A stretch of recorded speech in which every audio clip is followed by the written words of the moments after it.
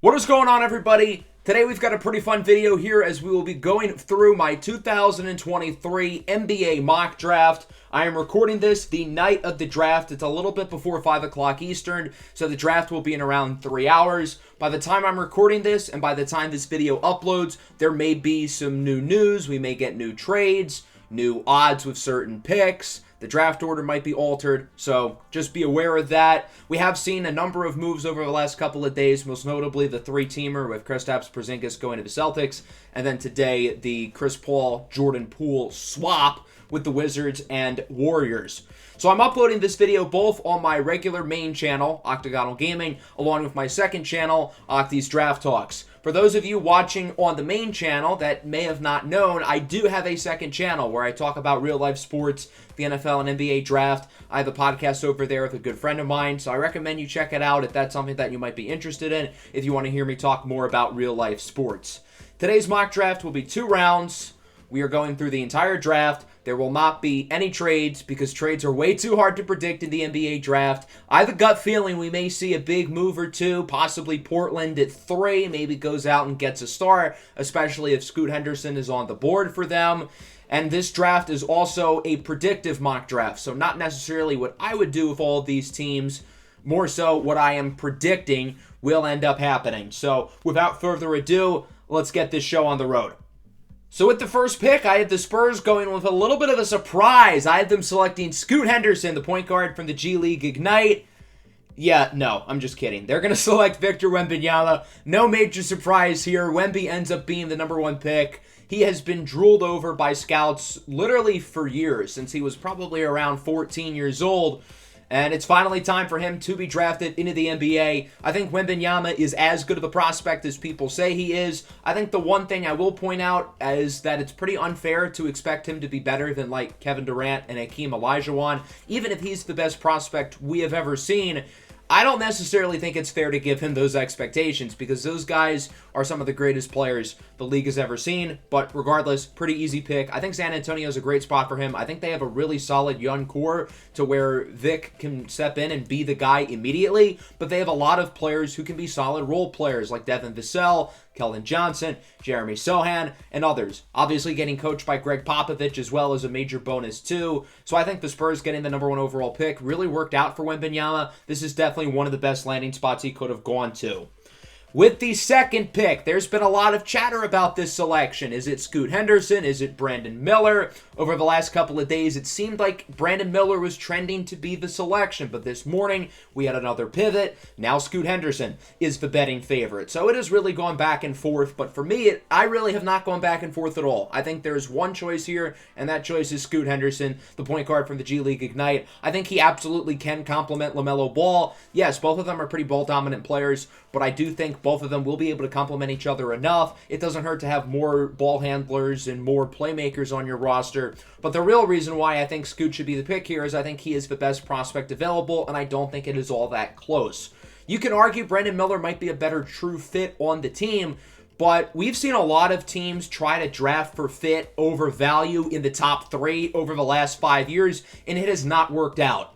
2018, the Kings had the 2nd overall pick. They selected Marvin Bagley. He was a better pure fit for the roster rather than drafting another ball-dominant guard to pair with De'Aaron Fox. That ball-dominant guard ended up being the very next pick, and his name is Luka Doncic. I think it's fair to say the Kings regret that.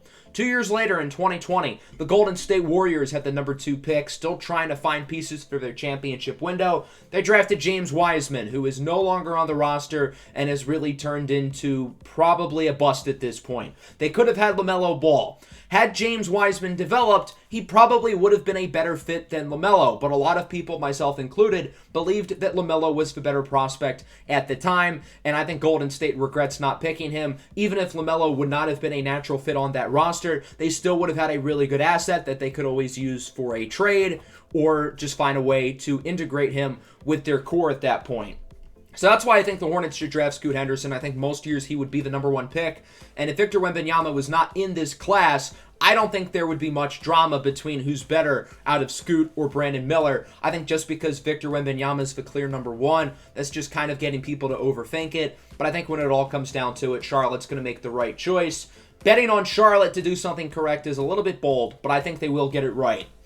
With the third pick, the Portland Trailblazers select Brandon Miller out of Alabama. Will the third pick stay with the Blazers? There's a good chance it doesn't. Could this pick be traded for a star? Names that have been linked to the Blazers include Bam Adebayo, Jaylen Brown, maybe either of the Pelicans guys, Zion Williamson or Brandon Ingram. I think the Pelicans are probably the most likely team to move up if it happens. And obviously, I think if Scoot Henderson falls to 3, this pick becomes a lot more valuable, especially for a team like the Pelicans. I think for now, there's not going to be a big trade tonight with Portland. I think they're going to keep this pick for now and draft Brandon Miller, but that doesn't mean they can't trade him down the line, or it doesn't mean maybe they flip Damian Lillard and start a youth movement with Miller, Shaedon Sharpe, Anthony Simons, all the young guys they've got on this roster. So with the fourth pick, actually, we're going to talk about these two picks together because they kind of go hand in hand. So the Rockets select Amen Thompson from Overtime Elite, and the Detroit Pistons select Ausar Thompson from Overtime Elite. And you may notice my personal player ranking for them is a little bit lower than consensus. I have Amen Thompson at 7 and Ausar Thompson at 9. So why exactly am I a little bit lower on these guys than everybody else? I do see the upside with these two players, and if they hit their ceiling, they are going to be superstars in this league. The thing is, I have a lot of concern with them.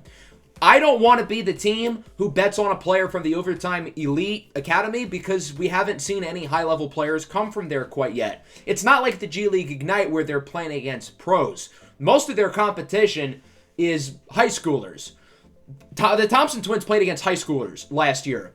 In other games against high-end competition, I will say they did succeed, but even so, I feel like much of their usage and their numbers are a little bit inflated because they had teammates who are high schoolers and they played against high schoolers. There are some other Overtime Elite players who are in this draft, to be fair to them, but most of the league is comprised of 10th through 12th graders, many of whom probably will not be close to making it to the NBA. So that's kind of why I'm skeptical on them. But I will say they are the type of prospects that I do like to bet on in terms of their physical profile. They're big, long, lean players. They've got long arms. They're both phenomenal athletes, Amen in specific, but Ausar as well is a freak too. They've got defensive versatility, and they're both intriguing as playmakers. Again, Amen in specific. So I think, again, if these guys hit their ceiling, they are the type of prospects who I like, and I think they have a chance to be really good. The shooting is a concern with both of them. The mechanics are not great. The efficiency has not been great, but you very well can easily improve shooting at the next level. So I think there is reason to believe that both of these guys can become really good. I just think it's a little bit more of a long shot than other people believe. I'm very confident that Amen Thompson will be the pick to the Rockets at 4, unless possibly he goes at 3, which there are some rumors about that today. I'm not really buying it. And then the 5th pick with Detroit, I think, is a little bit more up in the air. I think this is really the first true pivot point of the draft because there's a number of different options the Pistons could look at. If not Ausar Thompson, I think the other two guys who would be very likely here are Jarace Walker from Houston and Cam Whitmore from Villanova. As a Piston fan personally, I would be rooting for Jarace Walker to be the pick. Then Cam Whitmore would be my second choice. Taylor Hendricks at that point would probably be my third choice, and then Ausar Thompson. I don't completely hate the idea of picking a Thompson here because, again, the ceiling is super high, but I just think the floor is lower and more likely than people think.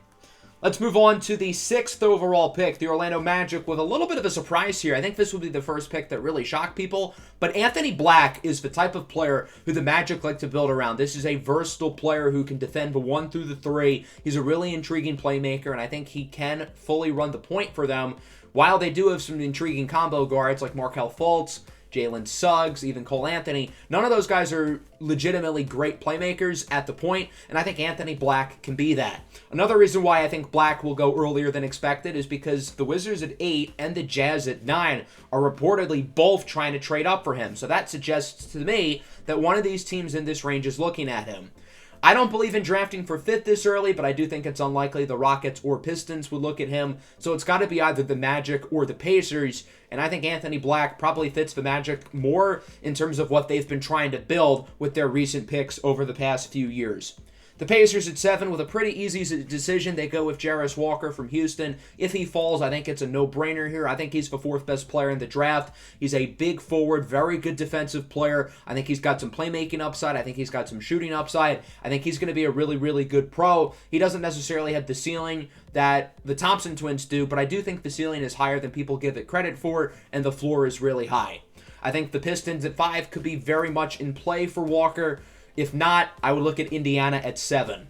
That'll bring us to Cam Whitmore. He has ties to the Washington, D.C. area, and he will be the selection to the Wizards at 8. There are some rumors of Whitmore's medical being a problem for teams. I kind of think that might be a smokescreen from a team who may be wanting to move up for him. The Rockets have been linked to Cam Whitmore, so maybe if they draft Amen Thompson at 4, they try to move up to the back end of the top 10 to get Cam Whitmore. I could certainly see that as a possibility. The Pistons at 5 are very much in play for Cam Whitmore. He would be a pretty good fit within that roster. Orlando, Indiana as well, both in play. The Wizards have not really had a good point guard at all since John Wall left, but I think you got to go best player available here. And with the additions of Tyus Jones and Jordan Poole, the Wizards' backcourt is probably the strength of their team for the time being. But again, if there is a guard who they think is the best player available, maybe like a Cason Wallace or something, that could be their choice. Taylor Hendricks also definitely in play.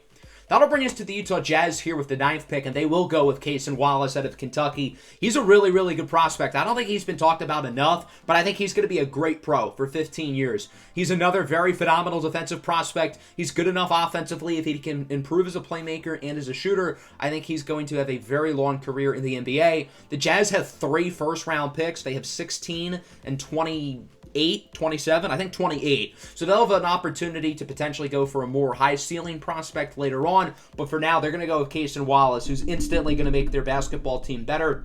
And then with the 10th pick, the Dallas Mavericks, another team who very well could look to move out, try to add a veteran to make the roster better. Again, we're not projecting trades, so they'll go with Taylor Hendricks out of UCF. I don't think he goes any later than this. I think the ceiling with him is 5 to Detroit. I think the Pistons do really like him. Indiana is certainly in play. Washington, Utah, all those teams, very possible for Hendricks. But based on how the board plays out, he does fall here to 10. The Mavericks certainly not complaining as they'll scoop him up. With the 11th pick, the Orlando Magic select Grady Dick out of Kansas. As a big Kansas basketball fan myself, I am excited for Grady Dick, but I do think I'm a little bit lower on him than others. I try to be unbiased with my evaluations of players, and Dick comes in as my 14th ranked prospect. Grady Dick is obviously a phenomenal sharpshooter. This is somebody who can get hot from 3. And the thing with Grady Dick, though, is that the rest of his game does need some work. He's not a great defensive player. He's not great at driving to the basket quite yet. And players like that oftentimes are good regular season players, but often kind of get shut down in the playoffs because the defense works harder to not let them get open. I will say, though, I think Grady Dick has a better chance to kind of break out of that mold because he is a better athlete than people give him credit for. He's bigger, he's longer, and he's more athletic than people have kind of talked about him through this pre-draft process. He's 6'8". He is a pretty good athlete, so I think maybe he can develop those defensive intangibles. Maybe he can become a little bit more of a slasher along with his already good shooting stroke. With the 12th pick, the Oklahoma City Thunder select Derek Lively II out of Duke. Lively entered the season as the number 1 ranked high school prospect in the class of 2022, and his freshman season did not start very well at Duke. He was banged up. He had a hard time staying on the floor, but as the year went along, he did really improve. Defensively, he is a wizard, and I think he kind of fits the Oklahoma City Thunder's profile of just trying to get these big, long athletes who are versatile and can make plays. Derek Lively's got a long ways to go offensively, but I do think there is some long-term upside as a playmaker and as a scorer. But for now, he's not much more than a lob threat. But defensively is really where you're going to get the impact with him. The Thunder have gotten a lot of draft picks over the years, and I think Victor Wembanyama was one of the main apples of their eye. They're not quite going to be able to get Victor, but I think having Chet Holmgren and Derek Lively as your potential twin towers down low, who's going to score on them? Kobe Buffkin, the combo guard out of Michigan, goes to the Toronto Raptors here at 13. His stock really improved throughout the season. I think this is the range where we're going to see a lot of these combo guards start to go out the board. Look at guys like Jalen Hood-Schifino, Keontae George, Nick Smith Jr., guys like that. But I think for now, Kobe Buffkin will be the first one off the board. I think he does kind of fit the mold of a Raptors guard. He can play the 1 and the 2, and I think his versatility will be very helpful at the next level. The final lottery pick belonging to the New Orleans Pelicans will be Bilal Coulibaly. He played for Mets 92. That's the same team that Victor Wembanyama played for. Obviously, a lot of scouts have watched them this year to have their eyes on Wembanyama, but scouts have been intrigued by the long-term upside of Bilal Coulibaly. He's a very raw player. He's got a long ways to go, but his athletic tools do provide him a pretty high ceiling. Leonard Miller from the G League Ignite is one of my favorite players in this draft. I'm higher on him than just about anybody. He's my 11th ranked player in the draft. He's a kid who I'm willing to bet on. He's been with the G League Ignite program for a couple of years now. Last year, he was considering entering the draft. He was probably the youngest player in last year's draft pool, but he did really struggle throughout the pre-draft process, leading him to coming back to the G League Ignite. He really improved this year. He was better during the pre-draft profile, and I think his very linear development could signal good growth in the NBA, and I think the Atlanta Hawks are a team who might mind the idea of taking a shot on him. The Hawks have gone with some more high-floor players recently in the first round, A.J. Griffin last year being a good example. He had a very strong rookie year, so I could see them taking a swing here with Leonard Miller. He's got a ways to go as a scorer, but I do like his athletic tools. He's a good finisher inside, good rebounder, very good tools defensively. So I think he's going to be a possibly very good player at the next level and hasn't really gotten enough credit throughout the pre-draft process. Jett Howard out of Michigan goes to the Utah Jazz. They're going to add some more floor spacing with Howard, who's a very good shooter. I think Grady Dick is a name who the Jazz might keep their eye on. If he falls here, which I think is possible, they could look at him here. If not, Jett Howard is certainly a good substitute. Chris Murray out of Iowa goes to the Los Angeles Lakers. I think the Lakers are going to use all of their draft capital this year on guys who can help them win right now. The title window for LeBron James and Anthony Davis will not be around forever, so they're going to try to get guys who can impact the game at every level and make winning plays, and that's exactly what Chris Murray does, the twin brother of Keegan Murray. He may not be the athlete that Keegan Murray is, but he does have a pretty similar game in the sense that both of them are super well-rounded, lacking weaknesses.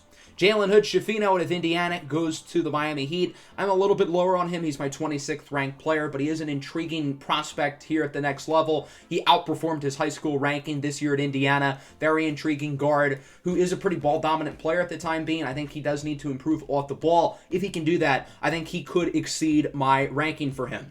Keyonte George goes to the Golden State Warriors at 19. With trading away Jordan Poole, they lost some of that microwave scoring that they had with him. Keyonte George can be a really good replacement, I think. George was a very highly regarded recruit in this year's high school class, put up a lot of points at Baylor, questionable efficiency though, particularly towards the end of the year, where he really did not play all that well. Nonetheless, this is a guy who can get you buckets, and I think the Warriors, rather than going for a big swing on upside like they have in the past, realize that their championship window also is starting to close a little bit. I think Golden State's championship window is closing a lot faster than people think, so they need to get guys who can contribute early. Maybe they go for an older college prospect rather than a freshman like Keyonte George, but I do think he'd be an intriguing fit here. I really like Dariq Whitehead here at 20 to the Rockets. So Dariq Whitehead's a pretty polarizing player. He was another very highly regarded high school recruit. I think he was a consensus top 5 player in the class. He missed some time early in the season with a foot injury. When he came back, he really wasn't the same player, although he did shoot the ball really well. He got a second surgery on the foot in the offseason, so you can kind of view it as either this foot is a real concern and his draft stock might fall, or his struggles at Duke were because he played injured, so you can just throw the Duke tape out the window, and I think it's fair to do a little bit of both. In high school, he was a dynamic player for Montverde Academy, and with him shooting the ball basically on one leg this year at Duke, there's no reason to think he can't be a really good shooter at the next level. His shot has really improved over the last couple of years, and his name has really risen over the high school ranks over the past couple of years, which I think really suggests that he's got a strong work ethic, and if he can stay healthy, I think he's got a chance to be really good and prove himself as to why he was one of the top recruits in the high school class of 2022. Sticking with the theme of highly regarded high school prospects whose freshman seasons were deteriorated by injury, Nick Smith Jr. comes in here as the 21st pick to the Brooklyn Nets. Another very intriguing scorer who the rest of his game has some work to do. He didn't live up to expectations this year at Arkansas, largely because he was banged up. But with the Nets having 2 first-round picks here, I could see them taking a shot on upside with Smith. Maxwell Lewis out of Pepperdine is the next pick here at 22. Lewis is an intriguing player to me because at the start of the year he looked really good, but then as the year went along he started to look more checked out. He didn't participate in the scrimmage at the Combine, which I think could have helped him out a little bit. So I am a little bit worried about that in the sense of his character. But nonetheless, I think he's a very intriguing player and could be a solid pick here to the Nets at 22. Early in the season, I thought he could be another Jalen Williams from the West Coast Conference as a guy whose stock rises all year, placing him in the lottery. But personally, I don't think that ends up happening, although I do predict he'll be a first-rounder. Speaking of the West Coast Conference, we have Brandon Podziemski from Santa Clara going to the Portland Trailblazers. This is a guy whose stock has really risen over the last month or so. He performed very well at the Combine, and I think he is an intriguing player at the next level. I still think the hype has gone a little bit overboard, though, but I still think here in the first round, it's not terrible value for Portland. James Nadji from FC Barcelona goes to the Kings here at 24, one of the youngest players in the draft. He's already got an NBA build as a big center. He is raw and has a lot of work to do, but I think the upside with his physical tools are quite impressive. Amari Bailey from UCLA to the Celtics. Bailey did really progress, in my opinion, throughout the year. Things started off slowly, but I do think he was better as the year went along, and I think he has placed himself back into the first round. I think Boston could be an intriguing team for him because I think Bailey potentially could contribute for a contender pretty early on. He showed that he can make winning plays down the stretch this season for UCLA, and I think Boston here at 25 could be a solid spot. The Celtics just got this pick from Memphis in the Kristaps Porzingis trade yesterday, so once we get to the draft, they're going to announce this as the Grizzlies pick, but keep in mind it's going to Boston as of now, pending another trade. The Pacers at 26 select Jordan Hawkins out of UConn, one of the best players on the title team this year. Hawkins is a bucket. The rest of his game could use some work, and I think there's a chance, as you can see here, he goes lower than expected, but I think the Pacers would be a fun spot for him. Oliver Maxence Prosper out of Marquette goes to the Hornets, another guy whose stock has skyrocketed over the last month or so. I think Max Prosper could be a really nice fit here in Charlotte. He's a very intriguing defensive player who's got good size, length, and versatility. G.G. Jackson from South Carolina to the Utah Jazz here at 28. This is the Jazz's first rounder of the day, and they're taking a swing on upside. G.G. Jackson was going to be the number one high school player, or one of the top high school players in the class of 2023. He reclassified, goes to South Carolina, and there was a lot of ups and downs. The flashes of upside were there, and there were other moments where it looked like he does not belong on an NBA floor. So he's got a ways to go, but the Jazz with 3 first-round picks can afford to take a big swing like this. Jaime Jaquez from UCLA goes to the Nuggets. Denver just got this pick the other day. The Nuggets have 3 picks in the top 40. I think at least 2 of those picks are going to be used on guys who can be good role players right away to try to keep the title window open. Very similarly to their selection of Christian Braun this past year, getting guys who will be able to contribute and get playoff minutes as rookies. Ben Shepherd out of Belmont rounds out the first round of the Wizards, another player whose stock has really risen over the last month or so. I think he has potentially played himself into first-round conversation, and he'll be the final pick of the round to the Wizards. So that'll wrap up the first round, and now on to the second round. We're going to start to move a little bit quicker. So with the 31st pick, the Detroit Pistons select Emoni Bates from Eastern Michigan. Emoni Bates is a very polarizing player for me. I have him ranked as my 58th player in the draft. I just think the ship with Emoni Bates has sailed, and I don't think I would use a pretty high draft pick on him. I get the upside with him. He showed great ability as a scorer. He had 30-plus points and a half this year with Eastern Michigan. He has the ability to create tough shots, but he doesn't really provide a whole lot else. Not a great playmaker, not a great defender, not a plus athlete. He's got short arms for his size, and now with the arrest this past October, there are some character question marks with him, along with his lack of growth as a player. 4 years ago, it was him and Victor at the top of this draft class being looked at as 2 generational players, and while Victor has lived up to the hype, Emoni Bates certainly is not. I do think, though, the Pistons would be a team who's very intrigued on taking him. Troy Weaver, the GM, has liked adding guys who at one point were very high-end prospects. Look at Marvin Bagley, James Wiseman. I think Emoni Bates does kind of fit that. He had a workout with the Pistons. He's from the Detroit area. He played at Eastern Michigan this year, so I know the Pistons have certainly done their homework on him. Ryan Rupert goes to the Denver Nuggets. I know that says it's the Pacers, but the site I used has not updated the draft order. 32 belongs to the Denver Nuggets with a trade they recently made. This is going to be the Nuggets' upside pick with Rupert, who played in the NBL. I think he could slide in the first round, but he's instead going to go into the early second. Jordan Walsh to the Spurs. I really like this pick. Jordan Walsh is a very intriguing player. Phenomenal defensively. Very good glue guy. I think the Spurs are going to like that. Bryce Sensabaugh to the Hornets, good value. Noah Clowney to Boston, again, good value. And then Julian Phillips here at 36, a little bit more of the raw player who's got very good upside. I think the Magic might like him. Colby Jones to the Nuggets. Here's insert role player number 2. Colby Jones was very good at Xavier this year. I think he's going to be a good pro. Andre Jackson, he's a player I thought about for Denver. He instead goes to the Kings. Andre Jackson was basically college basketball's version of Draymond Green this year. He doesn't score a lot of points, but he can do everything else. He does the dirty work. He's a good playmaker, good defender. I think a playoff team is going to like adding him. Tristan Vukcevic goes to the Hornets. He could be an intriguing stretch big in the future. Seth Lundy at 40 to the Los Angeles Lakers. Again, I know it says it's the Nuggets, but the Nuggets recently traded this pick to the Pacers, and the Pacers just traded it to the Lakers. I like this pick a lot for LA. Seth Lundy is a really good sharpshooter, and the Lakers are going to want to add spacing along with LeBron James. He wants shooters by him, and Seth Lundy, boy, is he a shooter. Marcus Sasser to the Hornets. He's another guy who I would like to see go to a good playoff team. I think he can contribute early on. Instead, he ends up in Charlotte. Sidy Cissoko goes to the Wizards. He played for the G League Ignite. I think he could go earlier than this, maybe sneaks into the first round, but he's a raw developmental player who the Wizards can look to develop. Jaquavion Smith to the Blazers. He's been a highly productive player at NC State over the last couple of seasons. I think he would be a nice dynamite scoring piece off the bench for them. Trace Jackson Davis to the Spurs, a veteran big man who's a smart player, another guy who I think Greg Popovich would really enjoy being able to coach. Jalen Slauson out of Furman to the Grizzlies. He's an older prospect, but had a really good season for the Furman Paladins.